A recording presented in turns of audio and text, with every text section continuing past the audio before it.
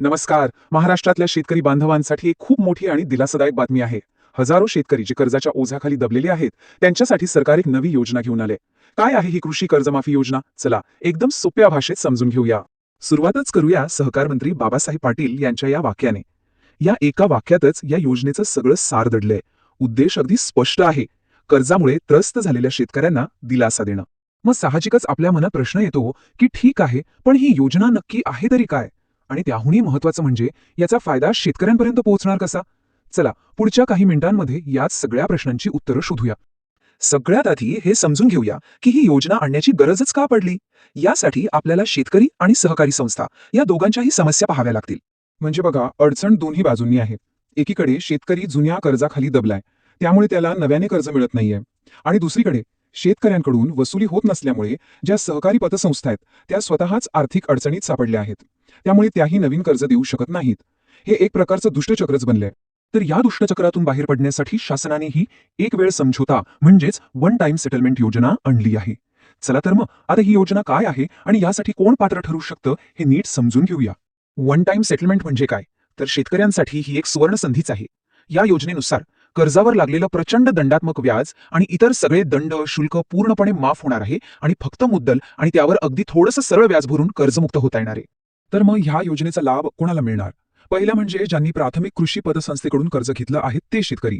दुसरं म्हणजे ज्यांची पीक कर्ज किंवा इतर कर्जांचे हप्ते 30 जून 2023 पर्यंत थकीत आहेत. आणि एक चांगली गोष्ट म्हणजे जरी एका शेतकऱ्याची अनेक कर्ज खाती असली तरी ती सगळ्याच्या सगळ्या ह्या योजनेसाठी पात्र असतील. सध्या ही योजना 1 वर्षासाठी लागू केली आहे. ओके, तर योजना काय आहे आणि कोण पात्र आहे हे आपल्याला कळलं. पण आता सगळ्यात महत्वाचा प्रश्न, या योजनेचा लाभ घ्यायचा कसा? त्याची प्रक्रिया काय आहे? चला तेही पाहूया. प्रक्रिया खूप सोपी ठेवली आहे. बघा, सर्वात आधी तुमच्या सहकारी संस्थेला ही योजना अधिकृतपणे स्वीकारावी लागेल. एकदा त्यांनी ती स्वीकारली की शेतकऱ्यांनी 1 महिन्याच्या आत अर्ज करायचा आहे आणि अर्ज करताना एकूण थकबाकीच्या फक्त 10% रक्कम भरल्याचा पुरावा सोबत जोडायचा आहे. आता येऊया त्या भागाकडे ज्यामुळे शेतकऱ्यांच्या चेहऱ्यावर खरं हसू येणार आहे. तो म्हणजे या योजनेमुळे प्रत्यक्ष आर्थिक फायदा किती आणि कसा होणार आहे. हा तक्ता बघा, फरक किती मोठा आहे. आधी शेतकऱ्याला मुद्दल, त्यावरचं भरमसाठ दंडात्मक व्याज आणि इतर नाना प्रकारची शुल्क भरावी लागत होते.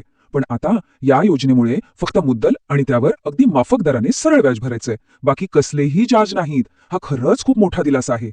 हो, हे अगदी बरोबर आहे. पुन्हा एकदा सांगतो, या योजनेचा आत्मा हाच आहे की कर्जावरचं संपूर्ण दंडात्मक व्याज आणि इतर सर्व प्रकारचे शुल्क 100% माफ करण्यात आले आहेत. आणि व्याज किती? तर थकीत पीक कर्जाच्या मुद्दल रकमेवर लागेल फक्त आणि फक्त 6% सरळ व्याज. चक्रवाढ व्याज नाही, फक्त सरळ व्याज.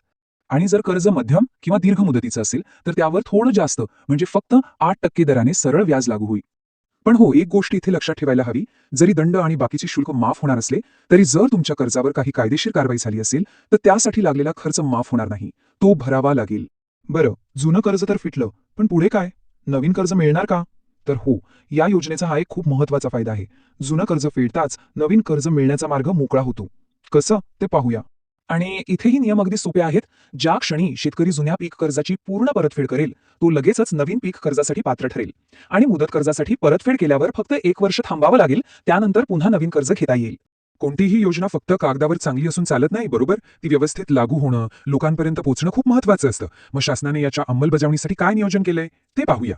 ह्या योजनेमागे सरकारचे 4 मुख्य उद्देश आहेत. 1. शेतकऱ्यांना आर्थिक दिलासा देणं.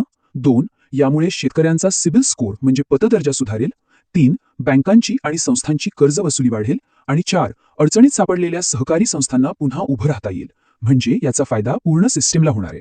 आणि हे सगळं व्यवस्थित पार पडावं म्हणून सरकारने एक पक्का प्लॅन बनवला आहे. प्रत्येक जिल्हा बँकेत खास कक्ष उघडले जातील.